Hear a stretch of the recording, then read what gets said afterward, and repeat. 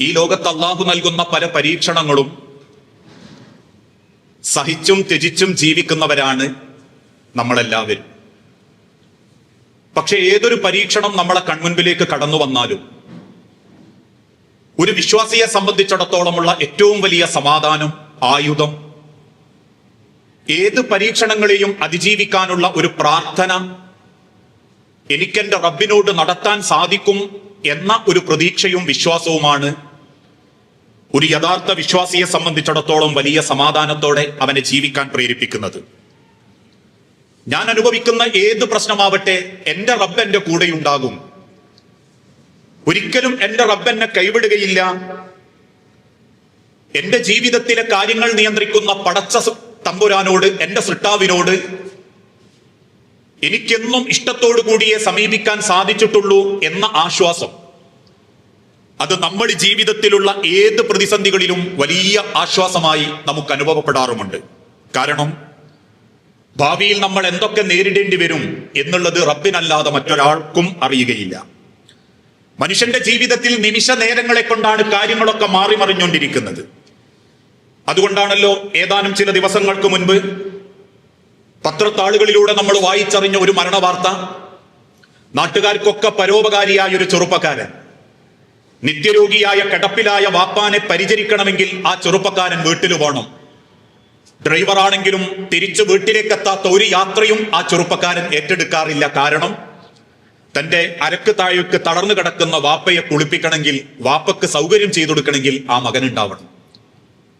ഇക്കഴിഞ്ഞ ദിവസം അദ്ദേഹം റോഡ് വക്കിലേക്ക് ഇറങ്ങിയപ്പോ അദ്ദേഹത്തിന്റെ വാഹനത്തിന്റെ ടയറിനൊരു കേടുപാട് സംഭവിക്കുകയും അതെന്താണെന്നൊന്ന് പരിശോധിക്കാൻ വേണ്ടി ഒരു സ്ഥാപനത്തിൽ കയറി ചെല്ലുകയും അദ്ദേഹത്തിന്റെ ടയറിൽ കാറ്റടിക്കുന്ന സമയത്ത് അത് പൊട്ടിത്തെറിക്കുകയും ആ പൊട്ടിത്തെറിച്ച വെപ്രാളത്തിൽ പിന്നോട്ടേക്ക് മലർന്നടി തെന്നി വീണ് അദ്ദേഹത്തിന്റെ പിൻഭാഗം നിലത്തടിച്ച് മരണപ്പെടുകയും ചെയ്തു എന്ന വാർത്ത.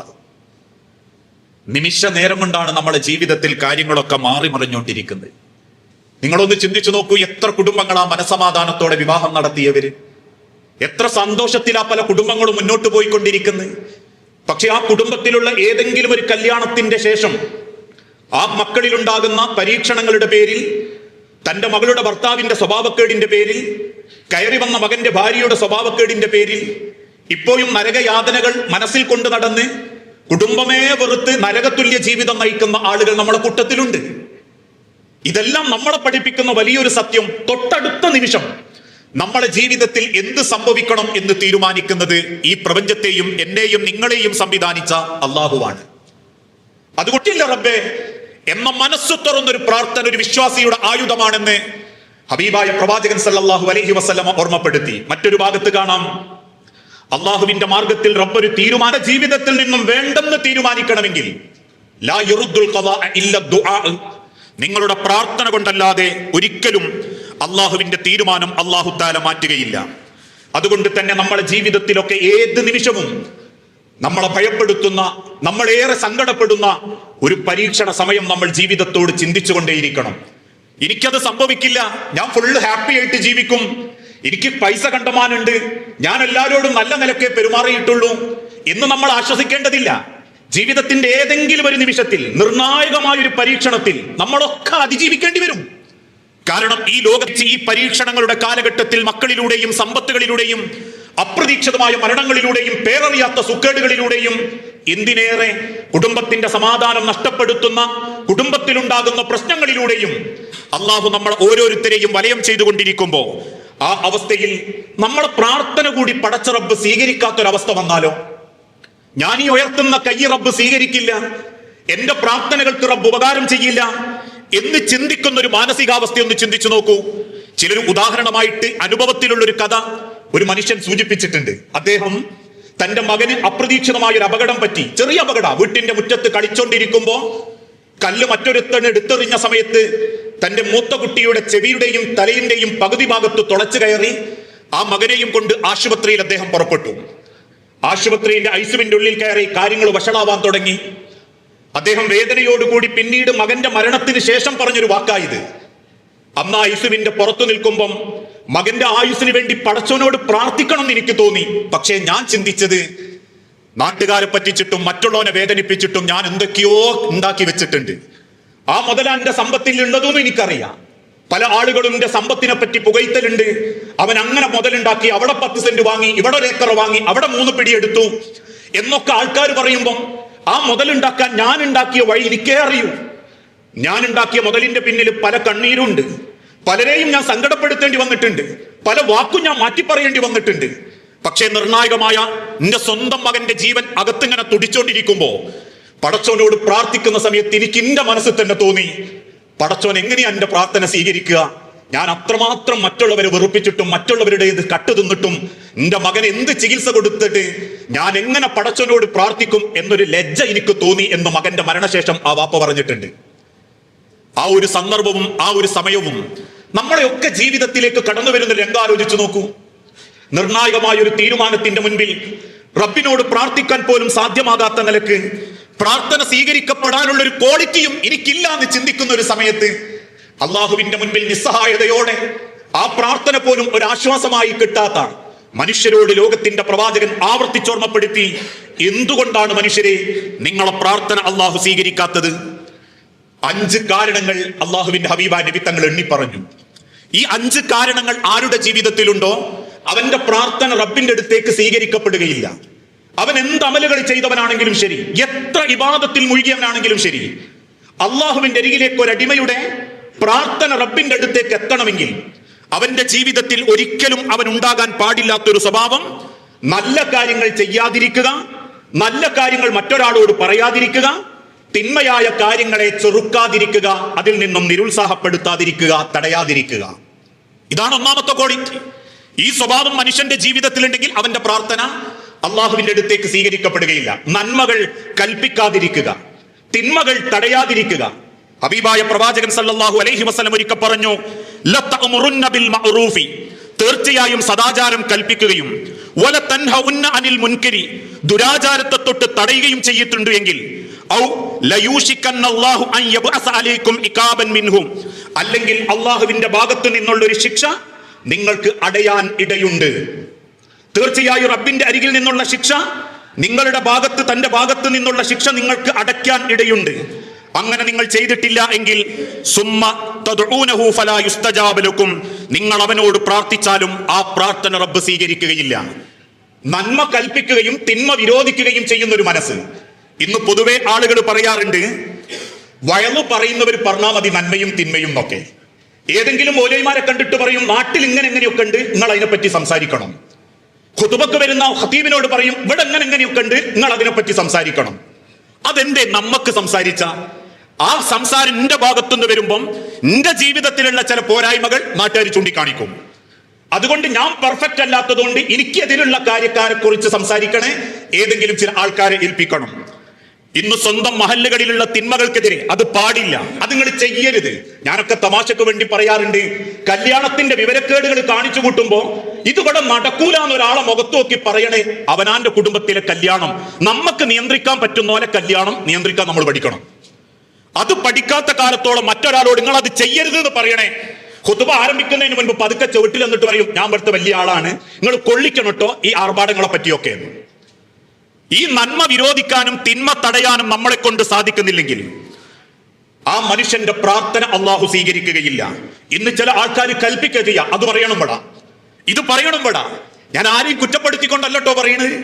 ഓരോരോ കാര്യങ്ങളൊക്കെ ചെയ്യുമ്പോൾ നമുക്ക് സംസാരിക്കാൻ പറ്റുന്നതാ. എന്തുകൊണ്ടാണ് നമുക്കത് സംസാരിക്കാൻ പറ്റാത്തത്? നമ്മളിൽ എന്തോ പോരായ്മ ഉണ്ടെന്ന് നമുക്ക് സ്വയം തോന്നുന്നത് കൊണ്ടാ. ആ തോന്നലുകൾ നമ്മളിലുള്ള കാലത്തോളം നമ്മളിപ്പോ അഭിനയിച്ചുകൊണ്ടിരിക്കുന്നത് ഒരു വേഷം കെട്ടല, അഭിനയമാ. അതുകൊണ്ട് തന്നെ നമ്മളെ അഭിനയം അറിയുന്ന റബ്ബ് നമ്മളോട് പറയുന്നു, ഫലാ തുസ്തജാബ ലക്കും, എന്റെ പ്രാർത്ഥന ഞാൻ സ്വീകരിക്കുകയില്ല, എനിക്ക് ഞാൻ പ്രാർത്ഥനയ്ക്ക് ഉത്തരം നൽകുകയില്ല. അതുകൊണ്ട് തന്നെ നന്മകൾ ഇന്ന് ചില ആളുകളെ സംബന്ധിച്ചിടത്തോളം ഇതൊക്കെ നന്മ പറയാൻ മറ്റൊരാളെ ഏൽപ്പിക്കും. വേറെ ചില കൂട്ടരുണ്ട് മൗനികളാവും. എന്ത് വൃത്തികേട് കണ്ടാലും, ദുരാചാരം കണ്ടാലും, ആർഭാടം കണ്ടാലും മൗനികളാവും. പറയേണ്ടിടത്തൊരു പ്രതിഷേധം കൊണ്ട് വാക്കുകൊണ്ടെങ്കിലും അത് പ്രയോഗിക്കാതെ മൗനികളായിട്ട് നമ്മുടെ ഭാഷയിലൊക്കെ പറഞ്ഞാൽ മതി, എനിക്കൊരു പിടി കിട്ടിയ അതും തിന്ന് ഞാൻ പോയിക്കോളാം എന്ന ഒരു മനോഭാവം. എന്തെങ്കിലും ആവട്ടെ, ഇന്ത്യ ഒരു പിടി എനിക്ക് കിട്ടിയ ഞാൻ അതും തിന്ന് കഴിച്ചിലാവും. അതിന്റെ മക്കള് ചെയ്താലും ശരി, മരക്കള് ചെയ്താലും ശരി, എനിക്ക് തിന്നാളും തിന്ന് ഞാൻ വേഗം പോയി കടന്നിട്ടുണ്ട്, എന്റെ നിസ്കാരവും കഴിഞ്ഞ് ഞാൻ അങ്ങ് ഉറങ്ങിയിട്ടുണ്ട് എന്ന് സ്വയം പറയുന്ന ഒരു മനസ്സില്ലേ, അതൊരു വിശ്വാസിക്ക് പാടില്ലാത്തതാ. അവനെ കൊണ്ട് എവിടെയാണോ മൻ റആ മുൻകറൻ ഫൽയുഗയ്യിർ ബിയദിഹി എന്നൊക്കെ നബി തങ്ങൾ പഠിപ്പിക്കാനുള്ള കാരണം ഒന്നെങ്കിൽ കൈകൊണ്ട്, അല്ലെങ്കിൽ നാവ് കൊണ്ട്, അല്ലെങ്കിൽ മനസ്സുകൊണ്ടെങ്കിലും നിങ്ങൾ അതിനെ വെറുക്കണേ എന്ന് നബി തങ്ങൾ പഠിപ്പിക്കാനുള്ള കാരണം, നമ്മളെ പ്രാർത്ഥന പടച്ചോൻ സ്വീകരിക്കാതിരിക്കാനുള്ള ഒരു കാരണം തിന്മകൾക്ക് മുൻപിൽ മൗനികളാവുക, അവനാന്റെ സന്തോഷം മാത്രം നോക്കി പോകുക എന്നുള്ളതാണ്. ഇന്നതാ പൊതുവെ സമൂഹത്തിൽ നടന്നുകൊണ്ടിരിക്കുന്നത്. നമ്മളൊക്കെ ഒരു നാട്ടിലൊരുത്തന് സൽപ്പേരുണ്ടാക്കണേ ഒരു കാര്യത്തിലും ഇടപെടാണ്ടെന്നാ മതി. ഇപ്പൊ നമ്മളെ നാട്ടിലൊക്കെ ഒരു പക്ഷേ മറ്റുള്ള ആളുകൾക്കിടയിൽ ഈ ഇരിക്കുന്ന പലർക്കും കുറ്റപ്പെടുത്തൽ ഉണ്ടാകും. അതെന്തിന്റെ പേരിലാ? ഒരാളെയും പൈസ മുതലാക്കിയതിന്റെ പേരിലോ പറ്റിച്ചതിന്റെ പേരിലോ അല്ല, ദീൻ പറഞ്ഞതിന്റെ പേരിലായിരിക്കും. ഇതിവിടെ പറ്റൂല എന്ന് പറഞ്ഞവൻ കുറ്റക്കാരനാവും, ഇതിവിടെ സമ്മതിക്കൂല എന്ന് പറഞ്ഞവൻ കുറ്റക്കാരനാവും. ദീനീപരമായ ഒരു കാര്യത്തിന് ആൾക്കാരെ സംഘടിപ്പിച്ച് ഇവിടെ ഒരു വയല് സംഘടിപ്പിച്ച ഭൂരിപക്ഷത്തിന്റെ ശത്രുവാവും. പലരും വാപ്പാനെ കേൾക്കുന്നത് ഒന്ന് ചിന്തിച്ചു നോക്കി. മുജാഹിദ് പ്രസ്ഥാനത്തിലെ ഇക്കാലഘട്ടത്തിന്റെ ഇടക്കുള്ള ആയിരക്കണക്കിന് സാധുക്കളായ പണ്ഡിതന്മാര് വാപ്പനെയും ഇമ്മനെയും കേട്ടത് എന്തുകൊണ്ടാ? ഓൽ ഈ കേരളത്തിലുള്ള ഒരുത്തന്റെ അടുക്കളയിലും മോഷ്ടിക്കാൻ പോയതിന്റെ പേരിലല്ല, മറിച്ച് ഞാനടക്കമുള്ള ആളുകൾ പലപ്പോഴും തെറി കേൾക്കുന്നത് ദീൻ പറഞ്ഞതിന്റെ പേരിലാണ്, മൗനം വെടിഞ്ഞതിന്റെ പേരിലാണ്, നല്ലത് പറഞ്ഞതിന്റെ പേരിലാണ്. അതുകൊണ്ട് തന്നെ മൗനം പാലിക്കൽ ഒരു വിശ്വാസിയുടെ യോഗ്യതയായിട്ട് നബി സല്ലല്ലാഹു അലൈഹി വസല്ലം ഓർമ്മപ്പെടുത്തുന്നില്ല. മറ്റ് ചില ആളുകളെ സംബന്ധിച്ചിടത്തോളം മൂന്നാമത്തെ ഒരു കൂട്ടരുണ്ട്, കൂടെ നിൽക്കൂല. ആൾക്കാർ നല്ലത് പറഞ്ഞാലും അതിന്റെ കൂടെ നിൽക്കാൻ വലിയ മടിയാ. എന്തിനാപ്പ അതൊക്കെ പറഞ്ഞ്, എന്തിനാപ്പ അങ്ങനെയൊക്കെ പറയുന്നത്? ഓല പൈസയും ഓല ചുറ്റുപാടും എന്തെങ്കിലും നടത്തിക്കോട്ടെ എന്ന് ചിന്തിക്കല്ലാതെ എന്തിനാപ്പ അതൊക്കെ പറയാൻ പോകുന്നതെന്ന് ചിന്തിക്കുന്ന ആൾക്കാരുണ്ട്. ഇന്ന് പൊതുവെ സമൂഹത്തിൽ അത്തരക്കാരാ കൂടുതൽ. എന്ത് തോന്നിയാസം ചെയ്യുന്നവനും അവനത് ചെയ്തോട്ടെ, അവനത് പറ്റിയ നടത്തിക്കോട്ടെ, നമ്മൾ അതിനെ പറ്റിയൊന്നും പറയണ്ട എന്ന് നമ്മൾ ചിന്തിച്ചിരുന്നുവെങ്കിൽ ഇന്നുള്ളൊരു ചെറിയ തലമുറയുടെ നന്മ പോലും നമുക്ക് കാണാൻ പറ്റൂലായിരുന്നു. ഈ കേരളക്കരയിലെ മുജാഹിദ് പ്രസ്ഥാനത്തിന്റെ കൗമാര വിഭാഗം MSMന്റെ പ്രവർത്തനങ്ങളൊക്കെ എടുത്തു നോക്കുമ്പോൾ ഈ സമൂഹത്തിന്റെ ക്യാമ്പസുകളിലും സമൂഹത്തിന്റെ ഓരോ കുട്ടികളിലേക്കും അവരുടേതായ പ്രവർത്തനങ്ങളിലൂടെ ഇറങ്ങിച്ചെല്ലാൻ ആ തുച്ഛരായ കുറഞ്ഞ ജനവിഭാഗം തയ്യാറായിട്ടില്ലായിരുന്നെങ്കിൽ ഇന്നത്തെ ഈ ക്യാമ്പസുകളെ പോലെ ആവൂല കേരളം. എന്നാൽ ചില ആൾക്കാർ ചോദിക്കും അതെന്തിനാപ്പ പറഞ്ഞ്. ഇപ്പൊ ഞാനൊക്കെ തമാശക്ക് പറയലുണ്ട്, കല്യാണത്തിന്റെ ആർഭാടങ്ങളൊക്കെ അല്ലെങ്കിൽ അങ്ങനെ നിയന്ത്രിതമല്ലാത്ത അവസ്ഥകളൊക്കെ കാണുമ്പോ പ്രസംഗത്തിന്റെ അവസാനം അതൊന്ന് സൂചിപ്പിക്കും, ഇത് ശരിയല്ലട്ടോ. ഇറങ്ങുമ്പോൾ കാണാൻ ചില കാരണവന്മാർ കൈയടിച്ചിട്ട് മുക്കാം അല്ലെങ്കിൽ ആ ആദ്യത്തെ 15 മിനിറ്റ് ഉഷാറായിരുന്നു, പിന്നത്തെ 3 മിനിറ്റ് ശരിയായില്ല എന്ന് പറയും. നന്മകളെ പ്രതിരോധിക്കാനും ആ നന്മകളിലേക്ക് ജനങ്ങളെ ക്ഷണിക്കാനും തിന്മകളെ പ്രതിരോധിക്കാനുമുള്ള ഒരു മനസ്സ് ഒരു വിശ്വാസിക്ക് ഒരിക്കലും ഉണ്ടാവാൻ ജീവിതത്തിൽ ആ സ്വഭാവം അവൻ ഉണ്ടാവണം. അതില്ലേ അവന്റെ പ്രാർത്ഥന പടച്ചും സ്വീകരിക്കൂല. ഇതൊന്നും നമ്മളെ ബാധിക്കുന്നതല്ല എന്നല്ല നമ്മൾ ചിന്തിക്കേണ്ടത്. നമുക്ക് പറയാൻ പറ്റുന്നവരോട് പറയണം. അതുകൊണ്ടാണ് നബി തങ്ങൾ വീട്ടിലേക്ക് ക്ഷണിച്ചു വന്ന അതിഥിയായിട്ട് വന്ന ഇബ്നു ഉമർ എന്ന മകൻ അഥവാ ഉമർ ബിനുൽ ഖത്താബ് റളിയല്ലാഹു അൻഹുവിന്റെ കുഞ്ഞ് പല ഭാഗത്തുനിന്നും ഭക്ഷണം എടുക്കാൻ തുടങ്ങിയപ്പോ പതുക്കെ മോന്റെ കൈക്കൊരു തട്ട് തട്ടിയിട്ട് പറഞ്ഞു, മോനെ കുൽ സമ്മില്ല, നീ ബിസ്മി ചൊല്ലണം, നിന്റെ ഭാഗത്തുനിന്ന് തിന്നണം, നീ ആർത്തി പിടിച്ച് കൈയിടരുത്, ഭക്ഷണം പുറത്തേക്ക് കളയരുത് എന്ന് ഗുണദാശിച്ചുകൊണ്ട് അങ്ങേയറ്റത്തെ മര്യാദയോടെ ആ കുട്ടിക്ക് ദീൻ പറഞ്ഞു കൊടുക്കുമ്പോ അതേ സമൂഹത്തിൽ അതേ കുടുംബത്തിൽ അതേ ദീൻ പഠിച്ച നമ്മൾ ഭക്ഷണം കഴിക്കുന്ന മേശമ്മൽ നിന്ന് ഇടത്തെ കൈ കൊണ്ടേ കളയുന്ന കുപ്പി എടുക്കാൻ പറ്റുന്നുള്ളൂ എങ്കിൽ, വീട്ടിന്റെ അകത്ത് അത് ചെയ്യാൻ പറ്റുന്നില്ലെങ്കിൽ തീർച്ചയായും അവന്റെ ഇബാദത്തുകൾ അഭിനയമാണെന്ന് പടച്ചോൻ രേഖപ്പെടുത്തുന്ന നന്മകൾ കൽപ്പിക്കുകയും തിന്മകൾ വിരോധിക്കുകയും ചെയ്യുന്ന ഒരു മനസ്സ്, ഇതാണ് ഒന്നാമത്തെ. ഇതിൽ നമ്മൾ എത്ര പേര് മുൻപന്തിയിലുണ്ട് എന്ന് ചിന്തിക്കണം. ഞാൻ ഒരിക്കൽ കൂടി പറയുന്നു, നല്ലത് പറയാൻ ഇറങ്ങുമ്പം ആൾക്കാർ ആക്ഷേപിക്കും. നല്ലത് പറയാൻ മുന്നോട്ടിറങ്ങുന്നുണ്ടോ ജനങ്ങൾ കുറ്റപ്പെടുത്തും. നാട്ടിൽ സൽപ്പേരും പത്രാസും നോക്കി നടക്കാൻ മാത്രമാണോ ഇഷ്ടം? ആരെ കാര്യത്തിലും ഇടപെടണ്ട, ബാങ്ക് കൊടുക്കുമ്പോൾ പള്ളിയിൽ പോവുക, നിസ്കരിക്കുക, എല്ലാവരോടും ഒരു ചിരി പാസ്സാക്കുക, എന്തെങ്കിലും ചോദിച്ചാൽ 10 100 എന്ത് കാര്യത്തിനും കൊടുത്തേക്കുക, എന്ന് തിരിച്ചു പോരുക.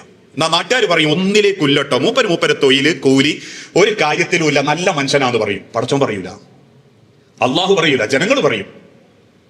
രണ്ടാമത്തത്, നമ്മളുടെയും മറ്റുള്ളവരുടെയും കുടുംബം തകർക്കാതെ നോക്കുന്നവർ. തകർക്കുന്ന വ്യക്തികളുണ്ടെങ്കിൽ തീർച്ചയായും ഇന്ന് പൊതുവെ ആൾക്കാർ ചിന്തിക്കാറുള്ളത് അവനാന്റെ കുടുംബം നന്നാക്കും, മറ്റുള്ളവരുടെ കുടുംബം തകർക്കാനുള്ള എല്ലാ ഇടപാടും നടത്തും. അത് വാക്കുകൊണ്ടാണെങ്കിൽ അങ്ങനെ, കക്ഷിത്വത്തിന്റെ ചതിയിലൂടെയും നീതികേടിലൂടെയുമാണെങ്കിൽ അങ്ങനെ, അതിപ്പോ ഏത് രംഗത്താണെങ്കിലും ശരി, സ്വന്തം കുടുംബത്തെ തകർക്കുകയും അപരന്റെ കുടുംബത്തെ തകർക്കാൻ പരിശ്രമിക്കുകയും ചെയ്യുന്ന ഒരു മനസ്സുള്ള വ്യക്തിയാണോ, അറിഞ്ഞും അറിയാതെയും നിങ്ങൾ അതിൽ ഇടപെടുന്നുണ്ടോ, അവന്റെ പ്രാർത്ഥന അള്ളാഹു സ്വീകരിക്കൂല. ഇന്നത്തെ സാഹചര്യത്തിൽ കുടുംബ സംവിധാനം ഏറെ പരിതാപകരമാണ്.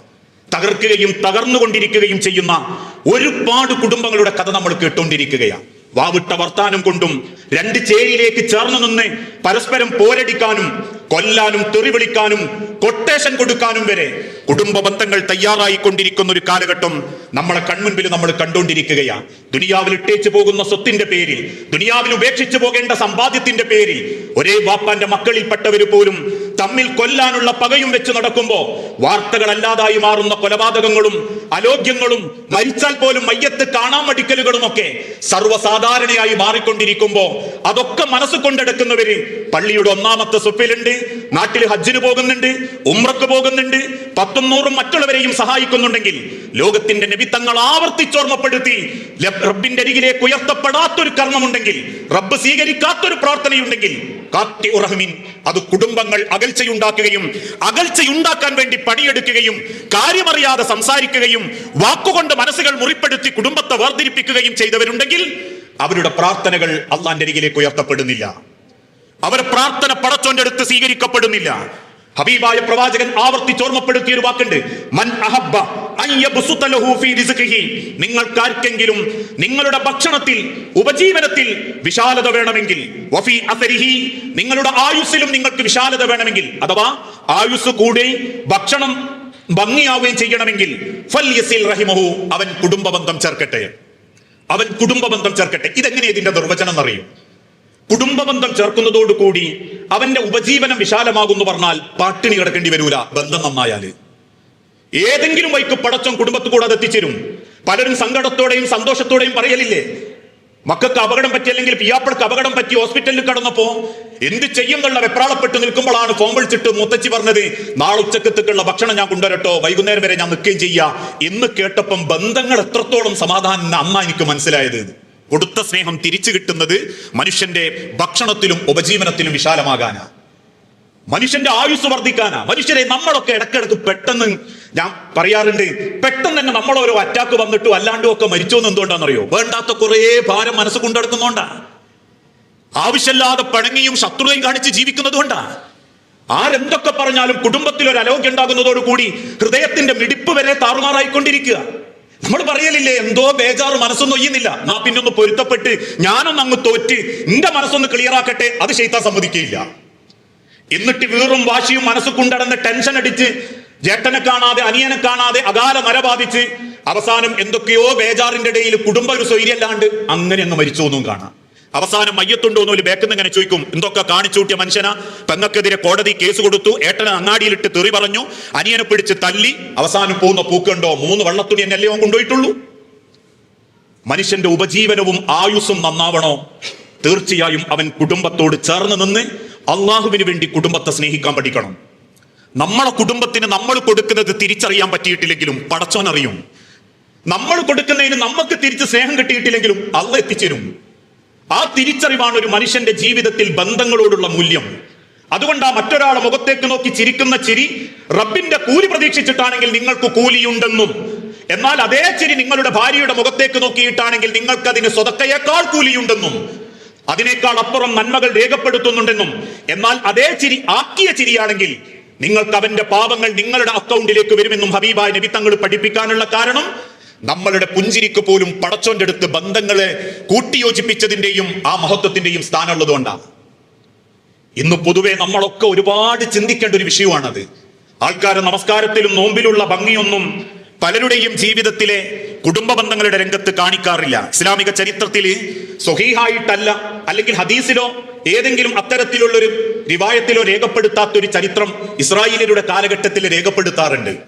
ഇസ്ലാമിക കഥ എന്നുള്ള നിലക്ക് പല ഇസ്ലാമിക പണ്ഡിതന്മാരും അത് ഉപയോഗിക്കുകയും ചെയ്തിട്ടുണ്ട്. ആ കഥ എങ്ങനെയായിരുന്നു? ദാവൂദ് നബി അലൈഹി സ്വലാത്തു വസ്സലാമ ജനങ്ങളിടയിൽ ഇരിക്കുന്ന സമയത്ത് മനുഷ്യരുടെ കൂട്ടത്തിൽ ഒരാൾ വന്നു. ആ വന്ന കൂട്ടത്തിൽ അവിടെ നിന്ന് ഇന്ന ഒരു വ്യക്തിയെ ചൂണ്ടിക്കാണിച്ചിട്ട് പറഞ്ഞു, ദാവൂദ്, ആ മനുഷ്യന് ഇത്രയേ ആയുസുള്ളൂ. ഒരാളുടെ ആയുസ് നിശ്ചയിച്ചുകൊണ്ട് പറഞ്ഞു, അയാൾക്ക് അത്ര ആയുസേ ഉള്ളൂ. അള്ളാഹുവിന്റെ തീരുമാനപ്രകാരം അടുത്ത വരവിന് അള്ളാഹു അദ്ദേഹത്തിന്റെ ആത്മാവിനെ പിടിക്കാൻ ഏൽപ്പിച്ചിട്ടുണ്ട്. ദാവൂദ് നബി അലൈഹി സ്വലാത്തു വസ്സലാമ കാത്തുനിന്നു. പക്ഷെ ദിവസം കഴിഞ്ഞിട്ടും ആ മനുഷ്യൻ മരണപ്പെടുന്നില്ല. ഇസ്ലാമിക ചരിത്രത്തിൽ ഉലമാക്കൾ ഈ കഥ രേഖപ്പെടുത്തിയിട്ടുണ്ട്. കുടുംബത്തിന്റെ ഗൗരവം ബോധ്യപ്പെടുത്താൻ വേണ്ടി, ബന്ധങ്ങൾ ചേർക്കുന്നതിന്റെ മഹത്വം തിരിച്ചറിയിപ്പിക്കാൻ വേണ്ടി. അവസാനം വീണ്ടും ഒരിക്കൽ ഇതേ മലക്കുൽ മൗത്ത് ദാവൂദ് നബിയുടെ സന്നിധിയിൽ വന്നപ്പോ ദാവൂദ് നബി അലൈഹി സ്വലാത്തു വസ്സലാമ ചോദിച്ചു, അല്ല മലക്കുൽ മൗത്തെ, താങ്കൾ റബ്ബിന്റെ കൽപ്പനയുണ്ട് എന്ന് പറഞ്ഞ വ്യക്തി ഇന്നും ഭംഗിയായി ജീവിക്കുന്നുണ്ടല്ലോ, അതെന്തുകൊണ്ടാ? താങ്കളല്ലേ അദ്ദേഹത്തിന്റെ ആയുസ് എണ്ണിയപ്പെട്ടു എന്ന് പറഞ്ഞത്? ദാവൂദ് നബി അലൈഹി സ്വലാത്തു വസ്സലാമയോട് മലക്കുൽ മൗത്ത് തിരിച്ചു പറഞ്ഞ മറുപടി, ഈ ഒരു ദിവസത്തിനിടയിൽ അദ്ദേഹം അള്ളാഹുവിന് ഏറ്റവും ഇഷ്ടപ്പെട്ട ഒരു കർമ്മം ചെയ്തു. അതെന്താണെന്നറിയുമോ? അദ്ദേഹത്തിന്റെ പിതാവിന്റെ പെങ്ങളോട് അലോഗ്യപ്പെട്ട് ജീവിച്ച വ്യക്തിയായിരുന്നു അയാൾ ആ ബന്ധം ചേർക്കുകയും പറ്റിപ്പോയ അബദ്ധത്തിന് കുടുംബത്തോട് മാപ്പ് പറയുകയും ചെയ്തപ്പോ അള്ളാഹു അദ്ദേഹത്തിന്റെ ആയുസ് ദീർഘിപ്പിച്ചു കൊടുത്തു. ഈ ചരിത്രം ഇസ്ലാമിക ലോകത്ത് പല ഉലമാക്കളും രേഖപ്പെടുത്തിയിട്ടുണ്ട്. ഹദീസുകളിൽ രേഖപ്പെടുത്തിയതല്ലെങ്കിലും ഗൗരവപ്പെട്ട ഒരു കുടുംബത്തിന്റെ ചരിത്രം എന്നുള്ള ചരിത്രത്തിൽ ഇസ്രായേലിയരുടെ കാലഘട്ടത്തിൽ രേഖപ്പെടുത്തുന്ന കഥയായിക്കൊണ്ട് പ്രിയപ്പെട്ടവരെ, നമ്മളൊന്ന് ആലോചിച്ചു നോക്കൂ. ഈ ലോകത്ത് നിന്നും അള്ളാഹു നമ്മളെ തിരിച്ചു വിളിക്കുമ്പോൾ നമ്മളിൽ എത്ര പേർക്ക് ആ മനസമാധാനത്തോടെ പടച്ചോനെ കണ്ടുമുട്ടാൻ പറ്റും? ആവശ്യമില്ലാതെ കുടുംബത്തിൽ വേർതിരിവുണ്ടാക്കുന്നവര്, മക്കൾക്കിടയിൽ വേർതിരിവുണ്ടാക്കുന്നവര്, അവസാനം അതിന്റെ പേരിൽ അകന്നും അകറ്റിയും ജീവിച്ചുകൊണ്ടിരിക്കുന്ന ആളുകള്, വേണ്ടാത്ത വർത്താനങ്ങൾ കുടുംബത്തിൽ പറഞ്ഞ് കൂടെ ചേർന്ന് കുടുംബത്തിൽ കുത്തിത്തിരിപ്പുണ്ടാക്കുന്നവര്. ചില ആളുകളൊക്കെ പറയാറുണ്ട്, അവര് വന്നു പോയാൽ പിന്നെ കുടുംബത്തിലേക്ക് 2 ദിവസം സമാധാനം ഉണ്ടാവില്ല. ഇന്ന് ആളുണ്ടെങ്കിൽ കുടുംബത്തിൽ ഒരു സ്വൈര്യം കിട്ടൂല. ഏത് കാര്യത്തിലും നെഗറ്റീവ് കണ്ടും നന്മകൾ ഉപദേശിക്കാതെയും കുടുംബത്തെ ഏതെങ്കിലും ഒരു അർത്ഥത്തിൽ, നമ്മളെ കുടുംബം നല്ലട്ടോ, മറ്റുള്ള കുടുംബങ്ങളെയും നമ്മൾ അകറ്റിയിട്ടുണ്ടെങ്കിൽ ഒരു വാക്കിന്റെ പേരിൽ ഒന്ന് ചിന്തിച്ചു നോക്കൂ നിങ്ങൾ. ഒരൊറ്റ ഊഹത്തിന്റെ പേരിൽ ആ നബിത്തങ്ങൾ മാസങ്ങൾ കണ്ണീരൊറ്റി ജീവിച്ച്. മഹദി ആയിഷ റളിയല്ലാഹു തആല അൻഹ നെഞ്ചു പൊട്ടിക്കരഞ്ഞ് ഒരു മനുഷ്യന് തോന്നിയ ഒരു കുടുംബത്തിന്റെ നേരെയുള്ള ആരോപണത്തിന്റെ പേരിൽ. ഇന്ന് നമ്മളത് പറഞ്ഞങ്ങ് പോകെങ്കിലും ആ പറഞ്ഞു വെച്ച വാക്ക് കുടുംബത്തിൽ ഇങ്ങനെ പരന്നുകൊണ്ടിരിക്കും. നമ്മളത് അറിയുന്നില്ല എന്ന് മാത്രം. പലപ്പോഴും വർഷങ്ങൾക്ക് ശേഷം, മരിച്ചതിന് ശേഷം ആ ചില ആളുകൾ അറിയുന്നത് അത് ഇന്ന വ്യക്തിയുടെ നാവിൽ നിന്ന് വന്നതാണെങ്കിൽ ആ മരിച്ച വ്യക്തിക്ക് കവറിൽ പോലും അതിന്റെ പാപമുണ്ടെന്ന് ഹബീബായ പ്രവാചകൻ സല്ലല്ലാഹു അലൈഹി വസല്ലം ഓർമ്മപ്പെടുത്തിയിട്ടുണ്ടെങ്കിൽ, പ്രത്യേകിച്ച് ഇന്നത്തെ കാലഘട്ടത്തിൽ കുടുംബത്തിൽ പല വിഷയത്തിലും ഇടപെടുന്ന നമ്മളൊക്കെ ചിന്തിക്കേണ്ട ഒരു കാര്യം, അള്ളാഹു എനിക്ക് വിധിച്ചത് എന്റെ റബ്ബ് എനിക്ക് നൽകുമെന്നും എന്റെ റബ്ബ് എനിക്ക് വിധിച്ചിട്ടില്ലെങ്കിൽ ഞാൻ അതിന്റെ പേരിൽ ഒരു ബന്ധം പോലും തകർക്കരുതെന്നും ചിന്തിച്ചുകൊണ്ട് ബന്ധങ്ങളെ മുൻപോട്ട് കൊണ്ടുപോകാൻ പറ്റണം. ആ ഒരു മനസ്സ് നമുക്കില്ലെങ്കിൽ, ഇപ്പോഴും അകന്നും അകറ്റിയുമാണ് ജീവിക്കുന്ന ഒരു മനോഭാവമാണെങ്കിൽ അവന്റെ പ്രാർത്ഥനയും അള്ളാഹുവിന്റെ അടുത്തേക്ക് സ്വീകരിക്കപ്പെടുന്നില്ല. മൂന്നാമത്തെ ഒരു ലക്ഷണം, മറ്റുള്ളവരുടെ മനസ്സിൽ വേദനയുണ്ടാക്കുക. ആൾക്കാരുടെ മനസ്സിൽ വെറുപ്പും വേദനയും നിർമ്മിക്കുക.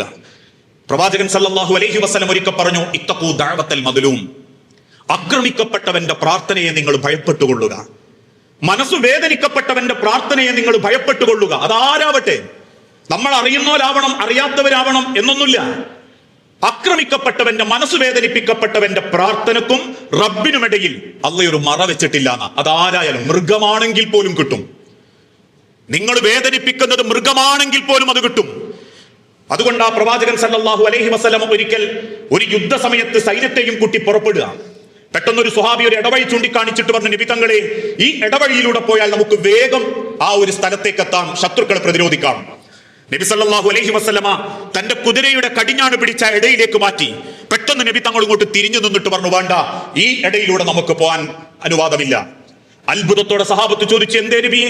ഉറുമ്പ് കൂട്ടങ്ങൾ ധാന്യമണികളുമായി നീങ്ങുന്നത് കണ്ട് നബി തങ്ങൾ പറഞ്ഞു, ആ ഉറുമ്പ് കൂട്ടങ്ങൾക്കും സഞ്ചാര സ്വാതന്ത്ര്യമുണ്ട്, അവയെ നമ്മൾ ഒരിക്കലും കൊല്ലാൻ പാടില്ല. എന്റെ കുളമ്പുകൾ എങ്ങാനും ആ ഉറുമ്പിന്റെ കാലുകളിൽ പതിഞ്ഞാൽ ആ കരച്ചിലിനും എന്റെ റബ്ബിനോട് ഞാൻ കണക്ക് പറയേണ്ടി വരും എന്ന ഭയപ്പാടോടെ ആ മൃഗങ്ങൾക്ക് വേണ്ടി സംസാരിച്ച ഒരു പ്രവാചകന്റെ അനുയായികളാ നമ്മളെങ്കിൽ, അറിയുന്നവരാണെങ്കിലും അറിയാത്തവരാണെങ്കിലും മൃഗങ്ങളാണെങ്കിലും അവരുടെ മനസ്സ് വേദനിപ്പിക്കുകയോ ശരീരം മുറിപ്പെടുത്തുകയോ ചെയ്യുന്ന ഒരു ഇടപാട് ഒരു വിശ്വാസിയുടെ ഭാഗത്തു നിന്നുണ്ടാകാൻ പാടില്ല. ഇന്ന് പലരെയും സംബന്ധിച്ചിടത്തോളം പറഞ്ഞതിന്റെ പേരിൽ ആ മനോവേദന, അല്ലേ? ഉണ്ടാക്കി പറഞ്ഞതിന്റെ പേരിലും കൊള്ളിച്ചു പറഞ്ഞതിന്റെ പേരിലും പരദൂഷണം പറഞ്ഞതിന്റെ പേരിലും എത്ര മനസ്സുകളാ മനുഷ്യരെ നമ്മൾ കാരണം കരഞ്ഞുകൊണ്ടിരിക്കുന്നതെന്നറിയോ? ഇതൊക്കെ നമ്മൾ മറന്നിട്ടുണ്ടാകും. നമ്മളെന്നോ പറഞ്ഞൊരു സൂചനയായിരിക്കും, ഒരു അപവാദമായിരിക്കും.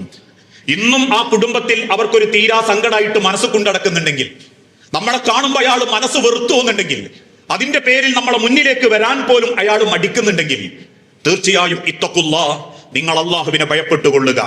പറഞ്ഞതും ചെയ്തു വെച്ചതും മറച്ചു വെച്ചതും ആരും അറിയില്ല അറിഞ്ഞിട്ടില്ല എന്ന് നമ്മൾ ചിന്തിച്ചു കൂട്ടിയതുമൊക്കെ നാളെ പടച്ച റബ്ബിന്റെ മുൻപിൽ അള്ളാഹു നമുക്ക് മുൻപിൽ കാണിച്ചു തരുമ്പോ അതിന്റെ പേരിൽ മനസ്സ് വേദനിച്ച ഒരാളെങ്കിലും ആഖിറത്തിൽ അള്ളാന്റെ മുൻപിലേക്ക് വന്നിട്ടുണ്ടെങ്കിൽ നമ്മളെ പ്രാർത്ഥന ദുനിയാവിലുള്ളത് മാത്രമല്ല, നമ്മൾ ചെയ്ത നന്മകൾ പോലും ആഖിറത്തിൽ പടച്ചോൻ പരിഗണിക്കാതിരിക്കുന്ന ചതിക്കപ്പെട്ടവന്റെ മനസ്സിന്റെ വേദന നമ്മൾ ചെയ്യുന്ന ഏത് ഇബാദത്തിന്റെയും മേലെയാ.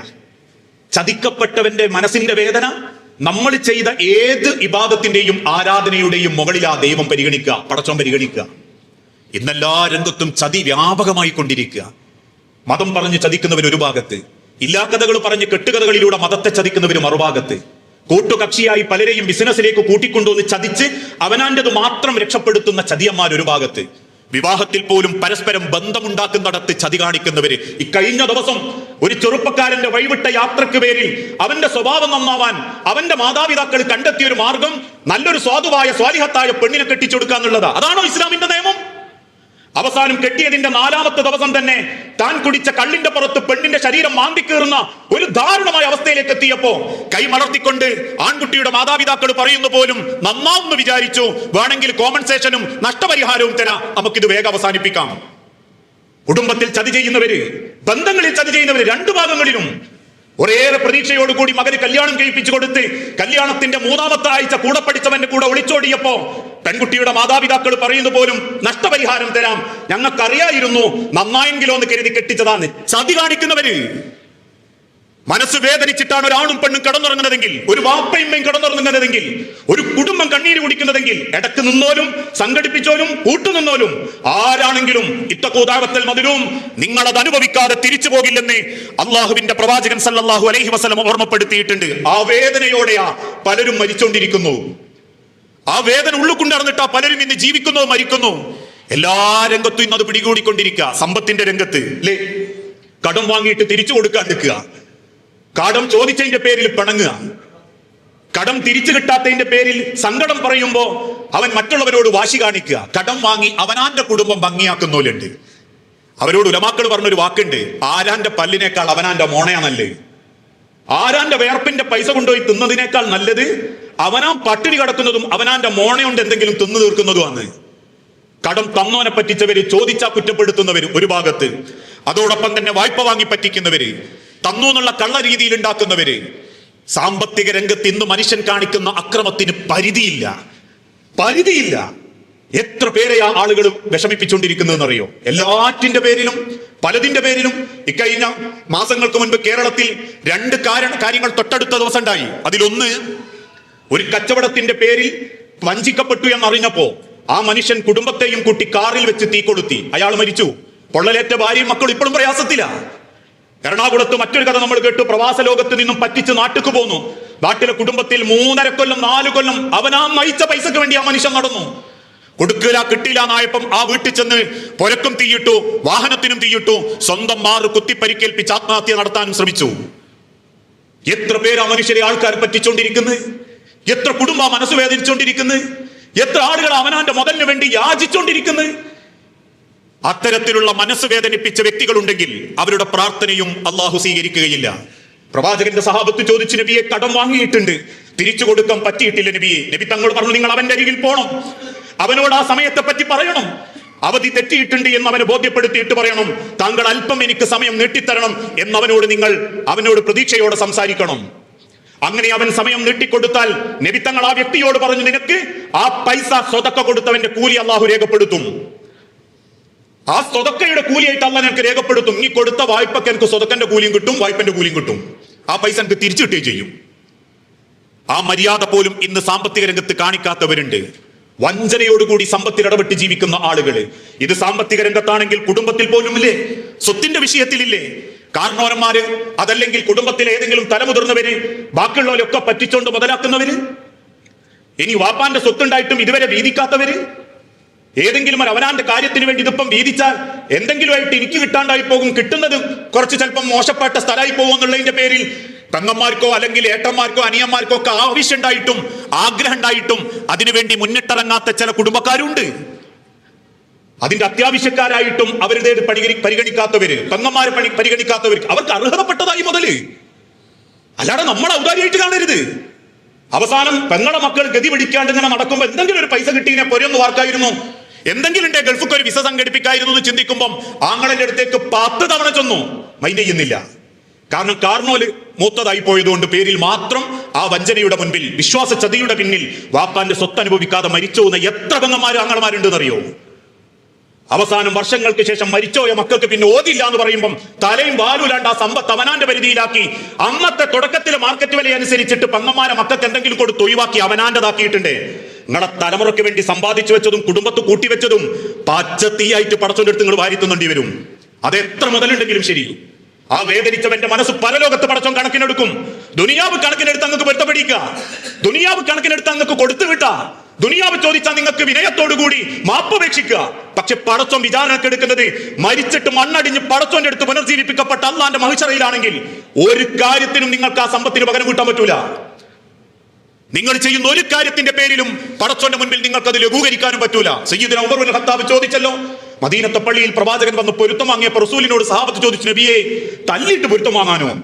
നബി തങ്ങൾ അങ്ങനെയാണ് പറഞ്ഞത്, മൻ കുൻത ശതംതു ലഹു ഇർളൻ ഫഹാദാ ഇർളി മൻ കുൻത ജലബതു ലഹു ളുഹ്റൻ ഫഹാദാ ലഹരി. തല്ലേണ്ടവർക്ക് പെരടി നോക്കി തല്ലാം, വിളിക്കേണ്ടവർക്ക് എന്നെ എന്തും വിളിക്കാം. സഹാബത്ത് ചോദിച്ചു, എന്ത് ചോദ്യാ നബി? ഉമർ റളിയല്ലാഹു അൻഹു വാളൂരിയിട്ട് പറഞ്ഞു, റസൂലിന്റെ നേരെ ആരെങ്കിലും തല്ലാനോ ഉപദ്രവിക്കാനോ വന്ന അവന്റെ കഴിക്കാൻ വിട്ടും. അന്ന് വരെ ഉമർ ഇബ്നുൽ ഖത്താബിനോട് ദേഷ്യപ്പെടാത്ത നബി തങ്ങൾ പറഞ്ഞു, ലാ യാ ഉമർ, വേണ്ട ഉമറേ വേണ്ട, അവർക്ക് ചെയ്യാനുണ്ടേ ചെയ്യട്ടെ. എന്നിട്ട് ഉമറിനോട് റസൂൽ സല്ലല്ലാഹു അലൈഹി വസല്ലം തിരിച്ചു പറയുന്നുണ്ട്, ഉമറേ, നാളെ പടച്ച റബ്ബിന്റെ മഹ്ശറയിൽ അല്ലാഹു മുഹമ്മദിന്റെ വിചാരണക്കെടുക്കുമ്പോ ആദ്യം വിളിച്ചു ചോദിക്കുന്നത് അടിമകളോട് മുഹമ്മദ് കാരണം മനസ്സ് വേദനിച്ചവരോ അന്യായം കിട്ടിയവരോ ഉണ്ടോ എന്നായിരിക്കും. അന്നാരെങ്കിലും എന്റെ മറുഭാഗത്തേക്ക് ഹാജരാക്കിയാൽ എന്റെ ഇബാദത്തുകളെല്ലാം മടക്കി വെച്ചിട്ട് റബ്ബനോട് പറയും, മുഹമ്മദേ ഈ ആ പൊരുത്തം വാങ്ങിയിട്ട് വാ, എന്നിട്ട് എന്റെ നിസ്കാരവും നോമ്പൊക്കെ ഞാൻ വിചാരണക്കെടുക്കും. കൈമലർത്തിയിട്ട് നബി തങ്ങളോട് ചോദിച്ചു, ഉമറേ, അള്ളാന്റെ മഹിഷറയിൽ എങ്ങനെയാ ഞാൻ പൊരുത്തം വാങ്ങുക? ഒരാൾക്ക് മറ്റൊരാളുടെ മുഖത്തേക്ക് പോലും നോക്കാൻ കഴിവില്ലാത്ത ലോകത്ത് ഞാൻ എങ്ങനെയാണ് ഉമറേ ഒരാളോട് ഞാൻ പൊരുത്തം വാങ്ങുക? പ്രിയപ്പെട്ടവരെ, നമ്മളൊക്കെ ഒരുപാട് ചിന്തിക്കേണ്ടതാ. മരിച്ചു കഴിഞ്ഞാൽ തീർന്നു നമ്മൾ പറയാറുള്ളത്, തീർന്നതല്ല. വലിയൊരു ചോദ്യത്തിലേക്കുള്ള യാത്രയാ മരണം. മരിക്കൽ ഒരിക്കലും ഒരു അവസാനമായിട്ട് ചിന്തിക്കല്ലേ. മരണാനന്തരം ചോദ്യങ്ങൾ അനവധി. ആരും ചോദിക്കാത്ത ചോദ്യം പടച്ചോൻ ചോദിക്കും. ആരും ചോദിക്കാൻ ഇഷ്ടപ്പെടാത്ത റബ്ബ് ചോദിക്കും. ആരും മുൻപിലും പറയാൻ നമ്മൾ മടിച്ചാലും ശരി, അള്ളാന്റെ മുൻപിൽ നമുക്ക് പറയാതിരിക്കാൻ പറ്റാതായി പോകും. പടച്ചോന്റെ മുൻപിൽ നമ്മൾ നിൽക്കേണ്ടി വരും. ഒരു അണക്ക് നിൽക്കേണ്ടി വരും, ഒരു കോടിക്ക് നിൽക്കേണ്ടി വരും, ഒരു ഇഞ്ചിന് നിൽക്കേണ്ടി വരും, ഒരു സെന്റിന് നിൽക്കേണ്ടി വരും, ഒരു അതിലിട്ട കല്ലിന് നിൽക്കേണ്ടി വരും. എന്നിട്ട് ആ നബി തങ്ങൾ സഹാബാക്കൾ പഠിപ്പിച്ചപ്പോ മഹാനായ പ്രവാചകന്റെ പ്രിയപ്പെട്ട സുദ്ദീഖുലൊക്കെ പറഞ്ഞല്ലോ, ഒട്ടകത്തെ കെട്ടുന്ന ഒരു കയറാണ് എനിക്ക് നിങ്ങൾ തടയുന്നതെങ്കിൽ പോലും ഞാൻ നിങ്ങളോട് യുദ്ധം ചെയ്യും. കാരണം ആ കയറിന്റെ പേരിലും പടച്ചോന്റെ അടുത്ത് ചോദ്യം ഉണ്ടാവും. ആ സൂക്ഷ്മത നമ്മളെ സ്വഭാവത്തിലില്ല എങ്കിൽ ഇപ്പോഴും ആളെ വേദനിപ്പിച്ചിട്ടും ആൾക്കാരെ മനസ്സ് നോക്കാതെയും നമ്മളെ ജയത്തിനും നമ്മളെ വാശിക്കും എന്തെങ്കിലുമൊക്കെ അങ്ങോട്ട് പറഞ്ഞിട്ടും ആൾക്കാരെ പറ്റിച്ചിട്ട് അവനാന്റെ കുടുംബം ഭംഗിയിൽ അങ്ങോട്ട് നോക്കിയാലും ബാക്കി അതിന്റെ ഇടയ്ക്ക് ഒരു ഹജ്ജ് ഒരു ഉംറയൊക്കെ അമ്മനെയും കൂട്ടി ചെയ്ത പടച്ചോ നിങ്ങൾ സമ്പാദിച്ചതൊക്കെ അങ്ങ് കബൂലുവാക്കും, ചെയ്തതൊക്കെ അല്ല അങ്ങ് സ്വീകരിക്കും ചെയ്യുമെന്ന് ചിന്തിക്കണ്ടോ. അള്ളാഹുവിന്റെ മുൻപിൽ റബ്ബാദ്യം പരിഗണിക്കുന്നത് ഇത്തഖൂ ദഅവത്തൽ മദ്ലൂം. നിങ്ങൾ കാരണം മനസ്സ് വേദനിക്കപ്പെട്ടവന്റെ വേദനയാ, ചതിക്കപ്പെട്ടവന്റെ നെഞ്ചിന്റെ പടപ്പാ. അത് പരിഗണിച്ചിട്ട് നിങ്ങൾ ഏത് ഇബാദത്തും അല്ലാഹു തആല വിചാരണക്കെടുക്കും. അത് കുടുംബത്തിൽ ഇടപെടുന്നവർ, വിവാഹത്തിൽ ഇടപെടുന്നവർ, കച്ചവടത്തിൽ ഇടപെടുന്നവർ, എന്തിന് വിശ്വാസ രംഗത്ത് പോലും ചതി കാണിക്കുന്നവർ ആലോചിക്കട്ടെ. ഇല്ലാത്ത കഥകൾ ഉണ്ടാക്കി വേണ്ടാത്ത കഥകൾ പറഞ്ഞു വരുത്തി പാവപ്പെട്ട വിശ്വാസി സമൂഹത്തെ ചൂഷണം ചെയ്യുന്ന ഇവിടത്തെ ഉലമാക്കളും ഇവിടത്തെ ഏത് തലക്കെട്ടുകാരും ചിന്തിക്കട്ടെ. ദുനിയാവിൽ എത്ര കോടികൾ ഉണ്ടാക്കിയാലും എത്ര ആർഭാടത്തിൽ നമുക്ക് ജീവിക്കാൻ പറ്റിയാലും ആരൊക്കെ സൽപ്പേരിന്റെ കൊട്ടാരത്തിൽ നമ്മളെ കൊണ്ടു നടന്നാലും ഏത് പദവിയുടെ കിരീടം നമ്മളെ തലയിൽ വെച്ച് നടന്നാലും ഇത്തഖൂ ദഅവത്തൽ മദ്ലൂം, മനസ്സ് ചതിക്കപ്പെട്ടവന്റെ വേദനിപ്പിക്കപ്പെട്ടവന്റെ പ്രാർത്ഥനയേക്കാൾ താഴെയാ ഈ ലോകത്ത് നിങ്ങൾ സമ്പാദിക്കുന്ന ഈ ദുനിയാവ് മുഴുവൻ എന്ന് നമ്മൾ തിരിച്ചറിയണം. അങ്ങനെ ഒരു ചതി നമ്മൾ ഒരാളോട് നടത്തിയിട്ടുണ്ട്. നമ്മളൊക്കെ പത്രത്തിൽ വാർത്ത വായിക്കലില്ല. കഴിഞ്ഞ ദിവസം നമ്മൾ കണ്ടു, കടം വാങ്ങിയ പണം തിരിച്ചു കൊടുക്കാൻ 37 വർഷത്തിന് ശേഷം ആളെ അന്വേഷിച്ചു കൊണ്ടിരിക്കുന്നു എന്ന്. അയാളെ മനസ്സ് തോന്നിയത് എന്താണെന്നറിയോ? ആ കടം എന്റെ കവറിൽ ഇരുട്ടാക്കുന്നുള്ളതുകൊണ്ടാ. ആ കടന്റെ കവറിന് ഇരുട്ടാക്കുന്നുള്ള പേടിയുണ്ടാ. അത് ആ കടം മാത്രല്ല, പൊരുത്തം കിട്ടാതെ മരിച്ചോ എന്നൊക്കെ തന്നെയാ കാത്തു വെച്ചിട്ടുള്ളത്. പടച്ചോന്റെ പള്ളിക്കാട്ടിൽ 6 അടി മണ്ണ് കൊണ്ടുവച്ച് കുടുംബക്കാര് തിരിച്ചു പോകുമ്പോ ആ പള്ളിക്കാട്ടിലെ 6 അടി മണ്ണിന്റെ താഴെ ഞാനും കൂടെ ഒക്കെ ഒറ്റക്കായിരിക്കും മനുഷ്യരെ. ആ ലോകത്ത് പടച്ച റബ്ബിന്റെ ഒരു സമാധാനം നമ്മുടെ കവറിലേക്ക് കിട്ടണമെങ്കിൽ മരിക്കുന്നതിന്റെ ഇടക്ക് വാങ്ങേണ്ട പൊരുത്തം നമ്മൾ വാങ്ങണം. ക്ഷമിക്കേണ്ടടുത്ത് ക്ഷമിക്കാൻ പറ്റണം, സബൂറാക്കേണ്ടടുത്ത് സബൂറാക്കാൻ പഠിക്കണം. നാഥന്റെ മുൻപിലേക്ക് ചെല്ലുന്ന നമുക്ക് പറയാൻ പറ്റണം, റബ്ബേ എന്നെ പലരും ചതിച്ചിട്ടേയുള്ളൂ, ഞാൻ മനസ്സറിഞ്ഞൊരാളെയും ചതിച്ചിട്ടില്ല നാഥ, അറിഞ്ഞിട്ടൊരാളെയും മനസ്സ് വേദനിപ്പിച്ചിട്ടില്ല നാഥ, ഒരാളൊരു ഉറുപ്പിയെയും ഞാൻ അവിഹിതമായിട്ട് ഉണ്ടാക്കിയിട്ടില്ല നാഥ, അബദ്ധം പറ്റിപ്പോയിട്ടുണ്ടെങ്കിൽ നാഥ എനിക്ക് പൊരുത്തപ്പെട്ട് താ റബ്ബേ എന്ന് പറഞ്ഞാൽ അതിനൊരു അന്തസ്സുണ്ട്, പടച്ചോനൊരു ഇഷ്ടം ഉണ്ടാവുന്ന. അതാ വിശുദ്ധ ഖുർആനിലൂടെ അല്ലാഹു തആല പഠിപ്പിച്ചത്, വലാ തഹ്സബന്ന അല്ലാഹ ഗാഫിലൻ അമ്മാ യഅമലു ളാലിമൂൻ, വലാ തഹ്സബന്ന, തീർച്ചയായും നിങ്ങൾ വിചാരിക്കരുത് അല്ലാഹു അശ്രദ്ധനാണെന്ന്, അമ്മാ യഅമലു ളാലിമൂൻ, അക്രമികൾ ചെയ്യുന്നതിനെ പറ്റി ആരശ്രദ്ധനായാലും അല്ലാഹു അശ്രദ്ധനാണെന്ന് നിങ്ങൾ വിചാരിക്കരുത്. ഇന്നമാ യുഅഖിറുഹും, തീർച്ചയായും അവൻ നിങ്ങൾക്കത് നീക്കി വെച്ചിരിക്കുകയാ, ലിയൗമി തശ്ഹസു ഫീഹിൽ അബ്സാർ, കണ്ണുകൾ മാളിപ്പോകുന്ന ഭയാനകമായ ഒരു ദിവസത്തിലേക്ക് അല്ലാഹു നിങ്ങൾക്കത് നീക്കി വെച്ചതാ. ഇപ്പൊ കിട്ടാത്തൊന്നും നോക്കണ്ട. ഇപ്പൊ ചിലപ്പോൾ നമ്മൾ പറ്റിച്ചതും വഞ്ചിച്ചുണ്ടാക്കിയതൊന്നിന്റെ പേരിലൊന്നും നമ്മൾ അനുഭവിക്കുന്നുണ്ടാവില്ല. കാരണം നമ്മളിപ്പോ അങ്ങനെ ഭയങ്കര ആഘോഷത്തിലും സന്തോഷത്തിലും ജീവിക്കുകയായിരിക്കും.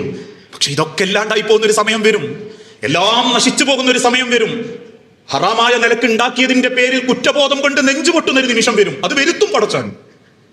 നമ്മൾ ഉണ്ടാക്കിയതിനെ പറ്റിയിട്ടും പറഞ്ഞതിനെ പറ്റിയും മനസ്സ് വേദനിപ്പിച്ചതിനെ പറ്റിയൊന്നും നമ്മൾ ആരും ഇപ്പൊ അനുഭവിക്കുന്നില്ലതിന്റെ കാരണം നമ്മൾ ചെയ്തതൊക്കെ ശരി, അതുകൊണ്ട് ഇതൊക്കെ നമ്മൾ അല്ലാഹു അങ്ങോട്ട് കബൂലാക്കി എന്നല്ല, നമ്മൾ നിസ്സഹായനായി നിന്നുപോകുന്ന ഒരു സമയം വരും.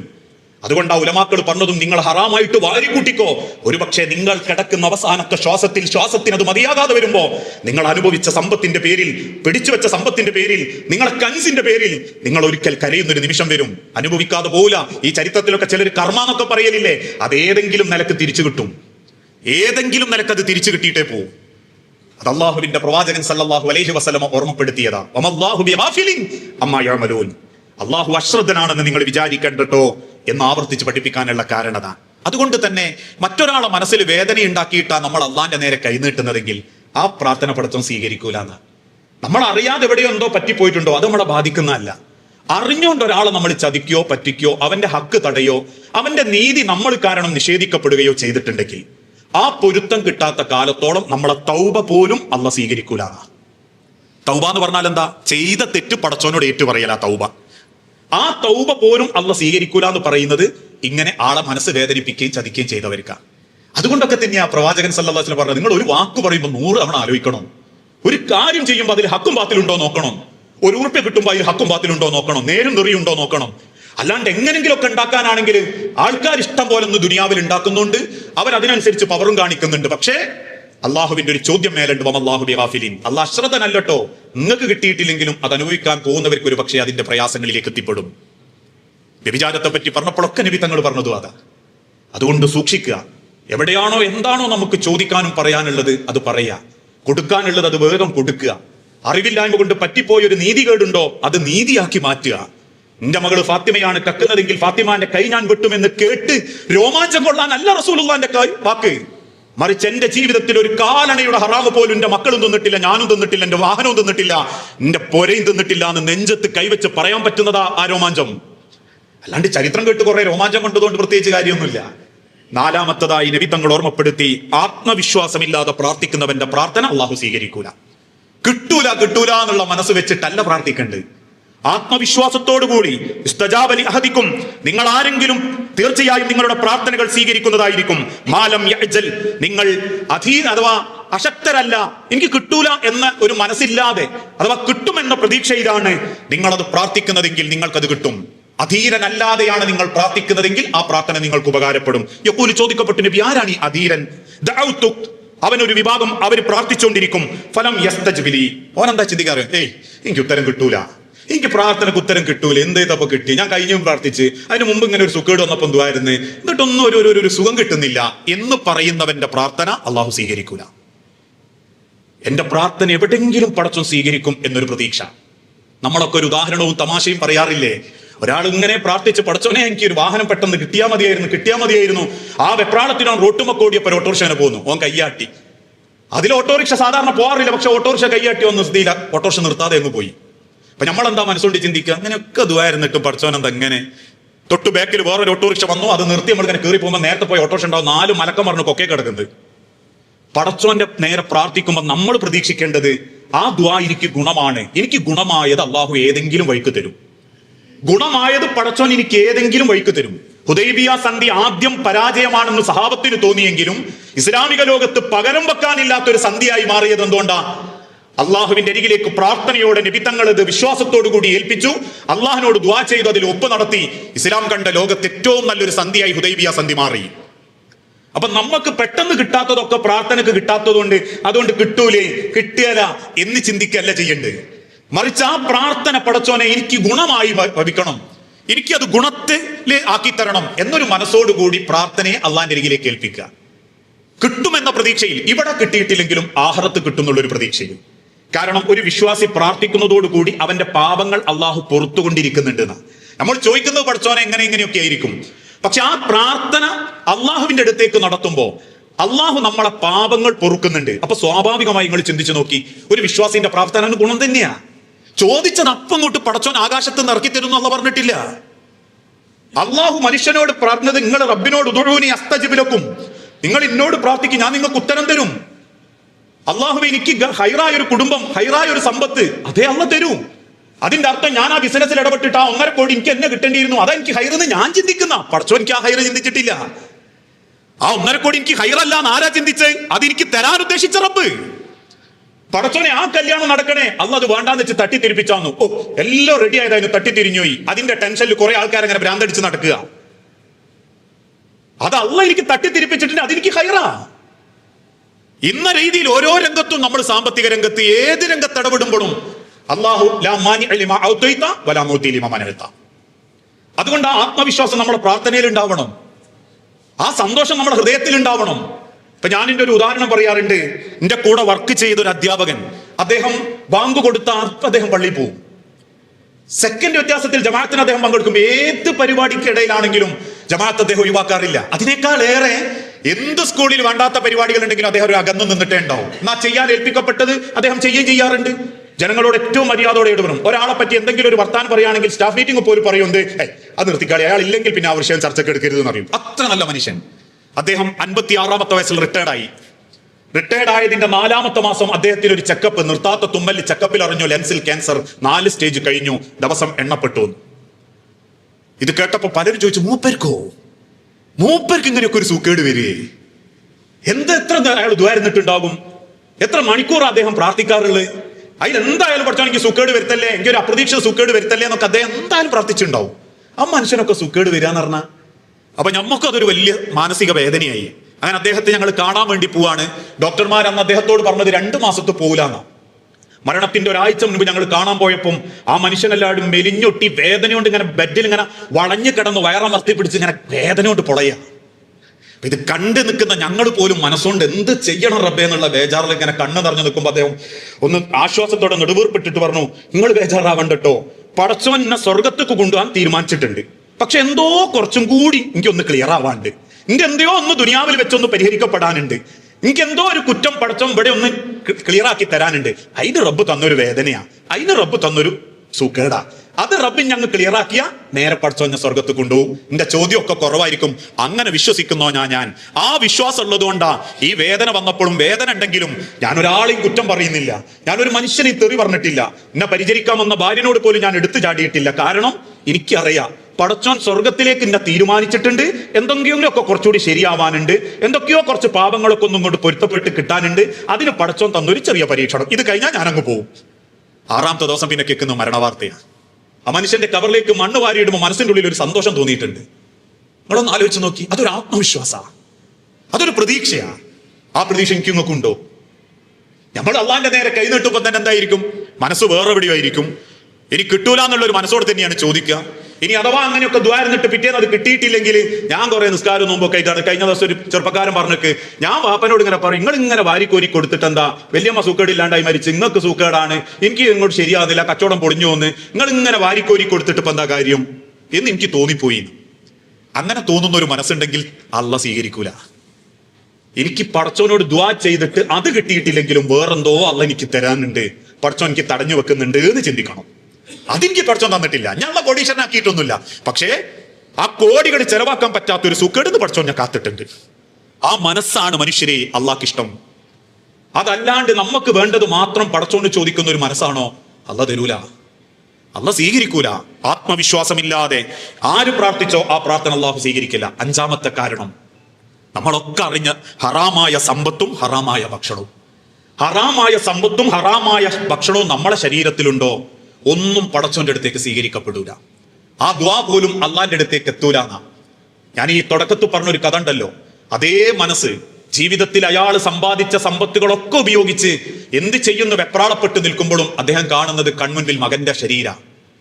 അന്ന് അദ്ദേഹം ആദ്യം കരഞ്ഞത്, അദ്ദേഹം പറയുന്നത്, ഞാൻ എൻ്റെ മകൻ മരിച്ചതിനല്ല കരഞ്ഞ്, ഇത്രയും പൈസ ഉണ്ടായിട്ടും എനിക്ക് അവന്റെ ജീവൻ നിർത്താൻ പറ്റിയില്ലല്ലോ. പക്ഷെ ആ പൈസ അത് ഉപയോഗിക്കേണ്ട സമയത്ത് പടച്ചോനെ അത് ഉപയോഗിക്കും പോലും എൻ്റെ മനസ്സിലൊരു കുറ്റബോധം ഉണ്ടായല്ലോ. ആരൊക്കെയോ പറ്റിച്ചുണ്ടാക്കിയ പൈസയല്ലേ ഞാൻ ഇനി ചെലവാക്കുന്നതെന്ന് ചിന്തിച്ചപ്പോണ്ടായ ഒരു വേദന അതിൻ്റെ മകൻ മരിച്ചതിനേക്കാളും വലിയ വേദനയായിരുന്നു. ഒരാളെ പറ്റിച്ചിട്ടും വഞ്ചിച്ചിട്ടും ഒരു ഉറുപ്പ്യ ഉണ്ടാക്കിയിട്ടുണ്ട്. അത് നമ്മളെ പഴമക്കാരെ ഭാഷ പറഞ്ഞ അത് ഓതൂല. നമുക്ക് ഏതെങ്കിലും കോലത്തിൽ പടച്ചോൻ അത് കൊണ്ടുപോയി കാണും. അത് അല്ല നമ്മളെ സമ്പത്തൊന്നും കൊണ്ടുപോകും, നമ്മളെ ശരീരത്തൊന്നും പടച്ചോൻ അത് കൊണ്ടുപോകും. ഇനി അതിന്റെ ബാക്കി എന്തായിരിക്കും? അന്ന് നമ്മൾ ആ സമ്പാദിച്ച ഹറാമ് നമ്മുടെ ശരീരത്തിലുണ്ടെങ്കിൽ സ്വർഗത്തുനിന്ന് പോലും ആ ശരീരം തടയപ്പെടുകയും ചെയ്യും. ഇപ്പൊ രണ്ട് നഷ്ട. ഹറാമായ ഹക്കല്ലാത്ത നിലക്ക് സമ്പാദിച്ചത് ദുനിയാവെന്ന് പോവുകയും ചെയ്യും. നമ്മളെ ശരീരത്തിലുണ്ടെങ്കിൽ ആ ശരീരം സ്വർഗത്തിലും എത്തൂല. രണ്ടർത്ഥത്തിലും നഷ്ടായിരിക്കാം നമുക്ക് തന്നെയാണ്. അതുകൊണ്ട് തന്നെയാണ് സമ്പത്ത്, അല്ലേ? പ്രവാചകൻ സല്ലല്ലാഹു അലൈഹി വസല്ലമ ആവർത്തിച്ച് ഉമ്മത്തിനെ പറഞ്ഞിട്ടുണ്ട്, നമുക്കൊരു ജീവിതത്തിൽ ഒരു നിമിഷം വരും, മറ്റുള്ളവരെ പറ്റിച്ച പൈസ വേണ്ടായിരുന്നു റബ്ബേ എന്റെ സമ്പത്തില് എന്ന് നിങ്ങൾ ചിന്തിച്ചു പോകുന്ന ഒരു നിമിഷം വരും. മറ്റുള്ളവരുടെ മനസ്സ് വേദനിപ്പിച്ചുണ്ടാക്കിയ ഒരു ഉറുപ്പ് എനിക്ക് വേണ്ടായിരുന്നു റബ്ബേ, ആ മുതലിപ്പന്റെ ഏതൊക്കെ സമ്പത്തിലാ കൂടിപ്പോയത് എന്ന് തിരിച്ചറിയാനാവാതെ അങ്ങനെ ഒരു പൈസ എനിക്ക് തരല്ലായിരുന്നു റബ്ബേ നിങ്ങൾ കരയുന്ന ഒരു നിമിഷം വരും. അത് ഹക്കല്ലാത്ത മുതലുണ്ടാക്കുന്നവർക്ക് പടച്ചോൻ ദുനിയാവ് കൊടുക്കുന്ന വേദനയാണ്. അത് ഇന്ന് പലരും ആലോചിക്കുന്നുണ്ട്, ഇന്ന് പലരും ഹൃദയം പൊട്ടി കരയുന്നുണ്ട്.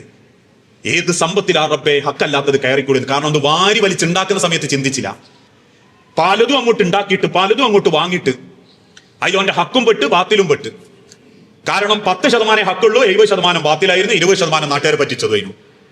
ആ മുതൽ പേര് മക്കളും ജീവിച്ചു തുടങ്ങി, കുടുംബം ജീവിച്ചു തുടങ്ങി, അതിന്റെ പേര് മക്കൾ തമ്മത്തെല്ലാം തുടങ്ങി, മരിക്കാൻ നേരത്ത് മക്കൾ അതിന്റെ പേരിൽ കണക്ക് അറിയാൻ തുടങ്ങി. ഈ സാധു മനുഷ്യനോ ആ ഉണ്ടാക്കിട്ടതിന്റെ പേരിൽ ദുനിയാവിലും സങ്കടപ്പെടാൻ പോവാണ്, നാളെ ആഖിറത്തിലും സങ്കടപ്പെടാൻ പോവാണ്.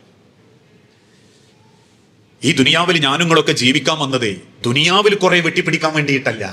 ആദം നബി അലൈഹി സ്വലാത്തു വസ്സലാമ അന്ന് പഴം ഭക്ഷിച്ചിട്ടില്ലായിരുന്നെങ്കിൽ ഞാനുങ്ങളൊക്കെ സ്വർഗത്തിലായിരുന്നു. പഴം തിന്ന് തെറ്റ് ചെയ്ത ആദമിനോട് പടച്ചോൻ പറഞ്ഞ, ആദമേ ഇനി സ്വർഗത്തിൽ കയറണമെങ്കിൽ ഒന്ന് ക്ലിയർ ആവണം, അതുകൊണ്ട് സ്വർഗത്തിന് വേണ്ടി അധ്വാനിക്കാൻ ഭൂമിയിലൂടെ പോയി വാ. ആദം നബിയെ പുറത്താക്കിയ പടച്ചോൻ അതിനുശേഷം ആ പരമ്പരയിൽ ഉണ്ടാക്കിയവരാ ഞാനുങ്ങളൊക്കെ. ദുനിയാവെന്ന കൃഷിയിടത്തിൽ നിന്ന് സ്വർഗത്തിന് വേണ്ടി നയിച്ചധ്വാനിച്ച് തിരിച്ചു പോകാൻ വിധിക്കപ്പെട്ടവര്. ആ യാത്രയിൽ 42ാമത്തെ കൊല്ലത്തെ യാത്ര ഇരിക്കുന്ന നമ്മളൊക്കെ ആ കൊല്ലങ്ങളിൽ അപ്പുറത്തേക്ക് ജീവിച്ചു തുടങ്ങിയവരാ. ഒരു 100 കൊല്ലം ജീവിക്കാൻ വന്നോലൊന്നും അല്ല ഞാനുങ്ങളും. 1925 അൻസാറില്ല, 2025 2125 ഉണ്ടാവൂല. ഒരു 100 കൊല്ലത്തെ ആയുസ് പോലും ദുനിയാവിൽ തികച്ചെടുക്കാനില്ലാത്ത ഒരു ആയുസ്സുമായിട്ട് ജീവിക്കുമ്പോ പടച്ചോന്റെ ദുനിയാവിനെ വേലികെട്ടി തിരിച്ച് പത്രാസ് കാണിച്ച് നാട്ടുകാരെ പറ്റിച്ച് കോടികൾ ഉണ്ടാക്കി മറ്റുള്ളവന്റെ മനസ്സ് വേദനിപ്പിച്ച് കൊട്ടാരങ്ങൾ ഉണ്ടാക്കി ഈ ദുനിയാവിൽ ഞാൻ വലിയ വിജയിയാണെന്ന് ജനങ്ങളെ ബോധ്യപ്പെടുത്തിയ, അതുകൊണ്ട് എനക്കോ എന്റെ കബറിനോ എന്റെ കുടുംബത്തിനോ യാതൊരു ഗുണവുമില്ല. അവസാനം മക്കൾ എന്നെ ഓർത്തിട്ട് വീണ്ടും ആ നിലക്ക് ജീവിക്കേണ്ടി വരും. എങ്ങനെ? ഇന്ന് ചില ആൾക്കാർ പറയാറില്ലേ, ആനവരിഞ്ഞാ തോത്ത് കെട്ടാൻ പറ്റുമോ? വാപ്പ ജീവിച്ച കാലഘട്ടത്തിലെ ഞങ്ങൾ അങ്ങനെയൊക്കെ ജീവിച്ചോളാം, അതുകൊണ്ട് ഞങ്ങൾക്ക് അങ്ങനെ ജീവിക്കണമെങ്കിൽ കുറച്ച് സാമ്പത്തിക സ്ഥിതി നന്നായിട്ട് വേണം. വാപ്പള്ള കാലത്തെ ഞങ്ങൾ ഒറ്റക്ക ഉദുഹിയത്ത് കൊടുക്കാറുള്ളത്, അതും ഈ മഹലിൽ ഏറ്റവും വലിയ ഉദുഹിയത്തിന്റെ മൊരിയായിരിക്കണം. ഞങ്ങൾ കടം വാങ്ങിയിട്ടാണെങ്കിലും അങ്ങനെ ഒരു മൂരീനെ വാങ്ങിയിട്ടില്ലെങ്കിൽ മരിച്ച വാപ്പാക്ക് അതൊരു മോശല്ലേ എന്ന് ചിന്തിച്ച് നമ്മൾ ഉണ്ടാക്കി കൊടുത്ത സമ്പത്തിന്റെ ഭൗതിക നേട്ടത്തിന്റെ പത്രാസിന്റെ പിന്നിൽ അത് അനുഭവിച്ച് ജീവിക്കേണ്ടി വരുന്ന ഒരു തലമുറയും ഇവിടെ ദുനിയാവിൽ ബാക്കി വെച്ചിട്ട് അങ്ങ് പോകുന്നത്. നമ്മൾ മാത്രം ഉണ്ടാക്കി വെച്ചതിന്റെ ദോഷമല്ല, ഒരു തലമുറയും കൂടി നിങ്ങൾ നശിപ്പിച്ചിട്ടാ പോകുന്നതെന്ന് ആലോചിക്കണം ഓരോരുത്തരും. ദീന് എന്ന് പറഞ്ഞാൽ കുറച്ച് നിസ്കാരവും നോമ്പും ശരിയായ നിങ്ങൾക്ക് സ്വർഗത്തേക്ക് നേരെ ടിക്കറ്റ് വരും അല്ലാഹ് പറഞ്ഞിട്ടില്ല. അതൊരു സംസ്കാര, അതൊരു ജീവിത, അതൊരു ശൈലിയാ. ആ സമർപ്പണമാണ് റബ്ബ് പഠിപ്പിച്ച സമർപ്പണം. നബി തങ്ങൾ ഓർമ്മപ്പെടുത്തിയല്ലോ, ഒരു അടിമ എന്റെ അടുത്തേക്ക് വരുന്നു, യാത്ര ചെയ്ത് ക്ഷീണിച്ചിട്ടുണ്ട്, അവന്റെ മുടികൾ പാറിപ്പറന്നിട്ടുണ്ട്, അവൻ ക്ഷീണിതനാ, വിശപ്പ് അങ്ങേയറ്റമുണ്ട് അയാൾക്ക്. 2 കയ്യും നെട്ടിയ പൊരിവെയിലത്ത് അദ്ദേഹം എന്നോട് പറയുന്നു, യാ റബ്ബ് യാ റബ്ബ് ഫഅന്നാ തുസ്തജാബു ലക്കും. ഞാൻ എങ്ങനെയാണ് റസൂലേ അവന് ഉപദേശം കൊടുക്കുക, ഉപകാരം ചെയ്യുക? മൽബസുഹു ഹറാം, മൗക്കുലുഹു ഹറാം, മൻസിലുഹു ഹറാം.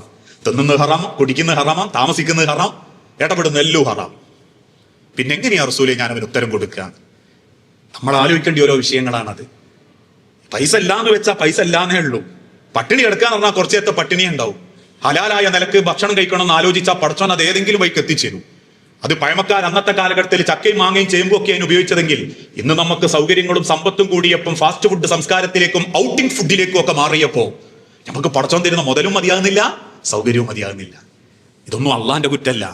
അതിര് കടന്ന മതത്തെ വെറുക്കാൻ പഠിപ്പിച്ച ഒരു തലമുറയും ആ മതം അങ്ങനെയൊക്കെ മതീത് ചിന്തിക്കുന്ന നമ്മളും കൂടി അള്ളാന്റെ ദീനിനെയും ഈ സമൂഹത്തെയും നശിപ്പിച്ചുകൊണ്ടിരിക്കുമ്പോ പേരിനൊരു മുസ്ലിമായിട്ട്, കുടുംബത്തിലൊരു മുസ്ലിമായിട്ട് നമ്മളങ്ങനെ ജീവിക്കുന്നു മലവെള്ളപ്പാച്ചിലെ ചണ്ടികളെ പോലെ. ഞാനടക്കമുള്ള ആളുകളെ ഉദ്ധരിച്ചിട്ടാണ് ഞാൻ പറയുന്നത്. അല്ലാണ്ട് ഞാനിതൊക്കെ തികഞ്ഞ സ്വർഗത്തിലേക്ക് ടിക്കറ്റ് എടുത്തോനും നിങ്ങളിതൊന്നും ഇല്ലാത്തവരൊന്നല്ല. ജീവിതത്തിൽ ഏതെങ്കിലും ഒരു നിർണായക ഘട്ടത്തിൽ നമുക്ക് എന്തും സംഭവിക്കാം, നിമിഷ നേരം കൊണ്ട് സംഭവിക്കാം. ഇന്ന് രാത്രി കിടന്നുറങ്ങുന്ന കിടത്തത്തിന്റെ ഇടയിൽ ഒരു നെഞ്ചുവേദന വന്നാൽ മതി, പരിശോധിച്ച ഡോക്ടർ പറയാ ഹാർട്ടിലേക്കുള്ള 3 എണ്ണം ബ്ലോക്കായി കിടക്കുക, എന്താ ചെയ്യേണ്ടതെന്ന് ചോദിച്ചാൽ തീരാവുന്ന പവറേ എനിക്ക് നോക്കുന്നുള്ളൂ. രാത്രി തിന്നത് രാവിലെ ആയിട്ടും ദഹിക്കാതെ വയറ്റിൽ കിടന്നാൽ തീരാവുന്ന പവറേ ഉള്ളൂ.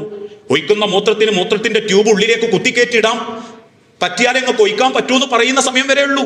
ഒന്ന് ബാത്റൂമിൽ ഇരുന്നാൽ ഒന്ന് മുക്കാൻ പോലുള്ള കഴിവില്ലെങ്കിലേ മനുഷ്യരെ അത്ര പവറേ ഉള്ളൂ ഈ ദുനിയാവിൽ. എനിക്ക് നോക്കുമൊക്കെ ആ പടച്ചോന്റെ ദുനിയാവില് ആ അള്ളാഹു നൽകുന്ന ഒരു നിർണായക പരീക്ഷണത്തിന്റെ മുൻപിൽ നാം പടച്ചോനെ ഇതൊന്നും എനിക്ക് കുറച്ച് താ റബ്ബേ, വേദന എനിക്ക് ഒരു ആശ്വാസം കൊണ്ട റബ്ബേ എന്ന് പ്രാർത്ഥിക്കുന്ന പ്രാർത്ഥന പോലും പടച്ചോൻ സ്വീകരിക്കാനുള്ള ക്വാളിറ്റി ഇല്ലെങ്കിലോ, ആ പ്രാർത്ഥന പോലും പടച്ചോന്റെ അടുത്തേക്ക് എത്താത്തൊരു ജീവിതമാണെങ്കിലോ, അങ്ങനെ ആവാതിരിക്കാൻ പ്രിയപ്പെട്ടവരെ ഈ പറഞ്ഞ കാരണങ്ങളൊന്നും നമ്മുടെ ജീവിതത്തിൽ ഉണ്ടാവരുത്. നമുക്ക് ആരെയും തോൽപ്പിക്കാനല്ല, നമ്മൾ ജയിക്കാനാ.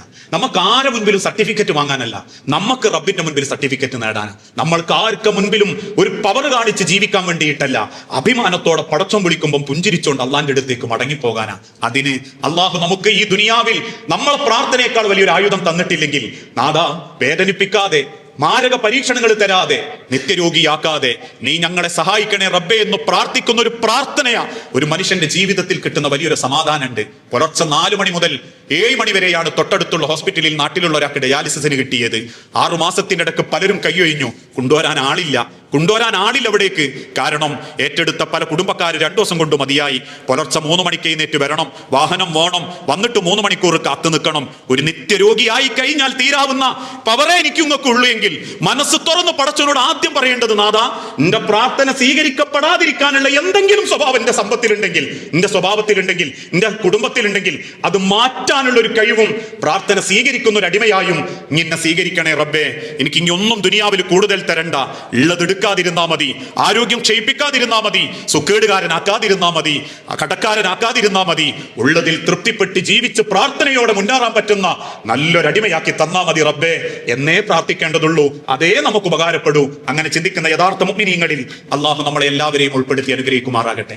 അറിഞ്ഞും അറിയാതെയും ചെയ്തു കൂട്ടിയിട്ടുള്ള സർവ്വ പാപങ്ങളും പുറത്ത് നിന്റെ സ്വർഗത്തിൽ ഇതേ രൂപത്തിൽ നീ ഞങ്ങളെ ഒരുമിപ്പിച്ചു കൂട്ടണമേ. നാദാ മക്കളില്ലാതെ പരീക്ഷിക്കപ്പെടുന്ന ഒരുപാട് കുടുംബങ്ങളുണ്ട് റബ്ബേ. മക്കളൊരു നിഅമത്താണ്. ആ മക്കളെന്ന് അനുഗ്രഹം നൽകി ഓരോ കുടുംബങ്ങളോട് നീ കാരുണ്യം കാണിക്കുകയും ആ പരീക്ഷണം നേരിടുന്നവർക്ക് ക്ഷമയോടെ ജീവിക്കാൻ നീ തൗഫീഖ് നൽകണമേ. മരിച്ചുപോയ സഹോദരീ സഹോദരന്മാർ, മാതാപിതാക്കൾ, മക്കൾ, ഭാര്യമാർ, ഭർത്താക്കന്മാർ, ഞങ്ങളുടെ പ്രിയപ്പെട്ട പണ്ഡിതന്മാർ എല്ലാവരുടെയും കബറിടം നീ വിശാലമാക്കുകയും മഅ്ഫറത്തും മർഹമത്തും നൽകി എല്ലാവർക്കും നീ സമാധാനവും സന്തോഷവും നൽകണമേ.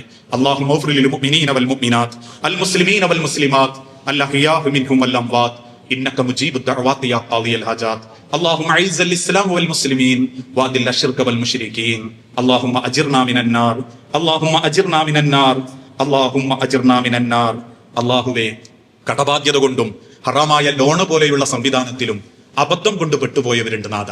അതിൽ നിന്നെല്ലാം രക്ഷപ്പെട്ട് ഹലാലായ സമ്പാദ്യത്തോടെ ജീവിച്ചു മരിക്കാൻ ഓരോരുത്തർക്കും നീ തൗഫീക്ക് നൽകണമേ.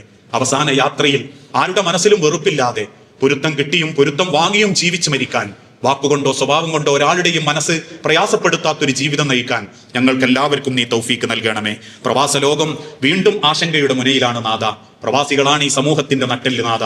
കുടുംബം വിട്ട് കഷ്ടപ്പെടുന്ന പ്രവാസികൾക്ക് അവരുടെ സാമ്പത്തിക രംഗത്തും അവരുടെ ദീനീ രംഗത്തും ആയുസ്സിലുമൊക്കെ ബർക്കത്തും ആരോഗ്യവും ആഫിയത്തും നൽകി ആ രാജ്യത്തോടും പ്രവാസികളോടും നീ കാരുണ്യം കാണിക്കണമേ. ലോകത്തിന്റെ നാനാഭാഗത്ത് പരീക്ഷിക്കപ്പെടുന്ന വിശ്വാസി സഹോദരങ്ങൾക്ക് ആത്യന്തികമായ സമാധാനവും സംരക്ഷണവും നൽകി അവരോട് നീ കാരുണ്യം കാണിക്കണമേ. റബ്ബനാ ആതിനാ ഫിദ്ദുനിയ ഹസന വഫിൽ ആഖിറതി ഹസനത വഖിനാ അദാബന്നാർ.